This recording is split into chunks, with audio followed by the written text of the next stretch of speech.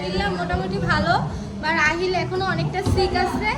তো চলেন আজকে বাসায় কি হচ্ছে, কারা আছে দেখাই সবকিছু। আর এখানে আরিশার জন্য গ্রিল দিয়ে দিচ্ছি। আরিশা এখন গ্রিলের বাইরে থেকে থেকে বিনোদন নিবে আর দেখবে। আর আনিশা তো তার বাবা মাকে না দেখলে এক মুহূর্তের জন্য একদম চিল্লাচিল্লি করে অবস্থা খারাপ করে ফেলে। সো গাইজ, এখানে আমাদের বউ দাঁড়ায় দাঁড়ায় বাহিরের দৃশ্য দেখতেছে। জীবনে দেখে নাই তো কি করবে বলেন, এমন দৃশ্য কি আর দেখবে। তার বাপের বাড়ি, সে যেখানে দাঁড়ায় আছে না ঠিক ওই বরাবর তার বাপের বাড়ি। এখানে দাঁড়ায় দাঁড়ায় বাপের বাড়ির ফিল নিতেছে। এত সুন্দর ওয়েদার কি কোথাও পাবে শ্বশুর বাড়ি ছাড়া বলেন? শ্বশুর বাড়িতে আসলে একমাত্র মনে করেন যে এই সুন্দর সুন্দর ফিলগুলা নিতে পারে, নাইলে কোথায় দেখছে সেই আর গ্রাম থেকে উঠে আসা সেই নারী সুন্দরী ললনী ললনী আমাদের বউ, আমাদের 14 গ্রামের বউ অনেক লাজুক আমাদের বউ, বুঝতে হবে সেই 14 গ্রাম থেকে এসেছে। এই যে আমার বিউটিফুল পিপলের মাঝে একটা বিউটিফুল মেয়ে আসছে, আমার বিউটিফুল মা পাখি কি করতেছে, গান শুনতেছে এখানে। এই যে আমরা সবাই এখানে রাত্রে ঘুমাইছি, আর এই যে দেখেন অবস্থা। আরিশা তুমি কি করো? আরিশা, আরিশা মনি। আর এখানে আহিল নিজেও একটু রোদ লাগাচ্ছে সাথে ছোট্ট বোনকে নিয়ে। আর এখানে আমার আরিশা মনি কি করতেছে, হাঁটি হাঁটি হাঁটি হাঁটি পাপা আসো কাম কাম কাম। আরিশা কাম, ইয়েস ইয়েস, মাজিল্লা মাজিল্লা আসো। দাও দাও ওকে, আনাফের হাতে দাও। না না না না না, এই রোদের মধ্যে না। আরিশা, আরিশা, আরিশা, আরিশা দেখে ভয় পাইছে। গাইজ আজকে অনেক রোদ, অনেক পরিমাণে রোদ পড়তেছে, একদম রোদে অবস্থা খারাপ।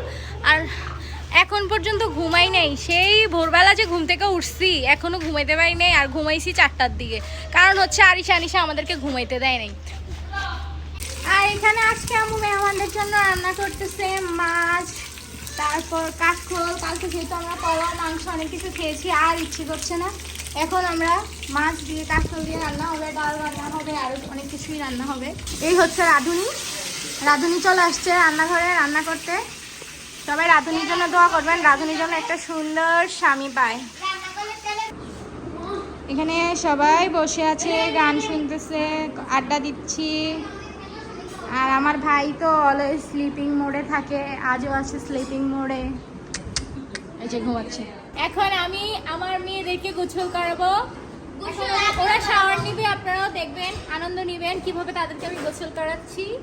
সো লেটস গো ফর গোসল। গাইস দেখেন আমার কন্যারা এখানে কি করতেছে। এই না না না না, পানি ঠান্ডা এখন না, এখন না, গরম পানি আসবো। এই যে কন্যারা এখানে বসে বসে পানি ধরতেছে,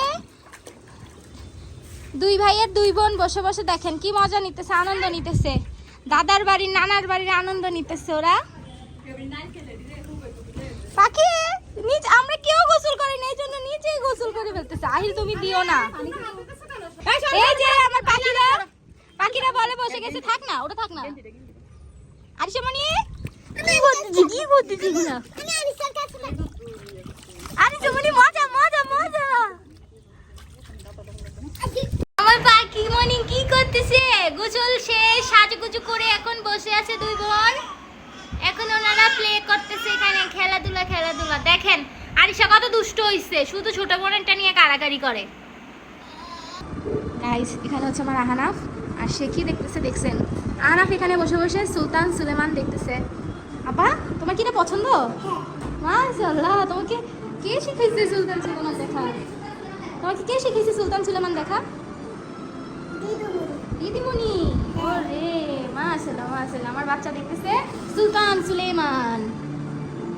এখানে ফুচকা বিলাস থেকে আমার ভাইয়া আমাদের জন্য ফুচকা নিয়ে আসছে, এখন আমরা সবাই মিলে ফুচকা খাবো। ফুচকা বিলাসের ফুচকা আমাদের সবার অনেক পছন্দ বাসার, সো এখন সবাই মিলে খাবো ফুচকা। গাইস এখন আমরা খাবো ফুচকা, আমার ভাইয়া আমাদের জন্য ফুচকা আনছে, সো আমরা খাবো ফুচকা। এই যে ফুচকা পার্টি চলতেছে, মাই বিউটিফুল চিলড্রেন।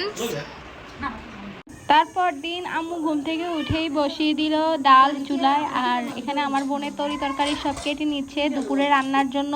মাশাল্লাহ ঘুম থেকে উঠে আর দেরি করে না, সব সময় আম্মুকে কাটাকাটিতে অনেক হেল্প করে। আর এখানে আহিলা হানাফ অনেক মজা করছে, ওরা বসে বসে দুই ভাই জানালা দিয়ে বাইরের দৃশ্য দেখতেছে। যেহেতু আহিল অসুস্থতার কারণে বাইরে বের হতে পারে না, সো তাদেরকে এভাবেই ছেড়ে বসায় রাখতে হয় জানালার পাশে। আর এখানে আরিশা আনিশা তো অনেক মজা করতেছে, দাদুর বাসায় এসে ছাদের উপর দেখেন কি যে দুষ্টুমি করতেছে, দুষ্টুমি এগুলো। আর আমার ভাইয়া ভাবি বসে বসে তাদের রং ঢংগুলো দেখতেছে।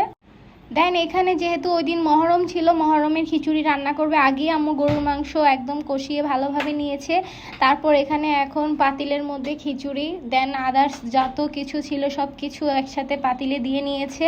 কিছুক্ষণ পরেই খিচুড়িতে পরিমাণ মতো পানি দিয়ে দিবে, তারপর খিচুড়িটা অনেকটা হয়ে আসলে মাংসটা দিয়ে তারপর নামিয়ে ফেলবে। আর আম্মুর হাতের এই গরুর মাংসের খিচুড়ি, বিশেষ করে মহরমের দিনের খিচুড়িটা অনেক অনেক টেস্ট হয়।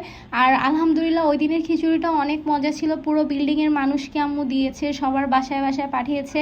আর আমরা সবাই অনেক পেট ভরে খেতে পেরেছি, একদম রাত পর্যন্ত অনেক মজা ছিল। যদিও এই খিচুড়িটা রান্না করার কথা ছিল আমাদের ছাদের উপর যে মাটির চুলাটা সেই চুলায়, কিন্তু আসলে বাইরে বৃষ্টি লার্কি ভিজে যাচ্ছে, সিচুয়েশন আমাদের হাতের মুঠোয় ছিল না, সেজন্য আর লার্কিতে রান্না করা হয় নাই। বাট আদারওয়াইজ আলহামদুলিল্লাহ সব কিছু মিলে অনেক ভালো ছিল। আর ফাইনালি আমাদের এই যে খিচুড়ি রান্না হয়ে গেছে। খিচুড়িটা তো দেখে এতটা লোভনীয় লাগতেছে, আমার তো ইচ্ছে করতেছে এখনই খেয়ে ফেলি, কিন্তু না, ধৈর্য ধরতে হবে, আর কিছুক্ষণ পর আমরা সবাই মিলে খাবো মহরমের খিচুড়ি।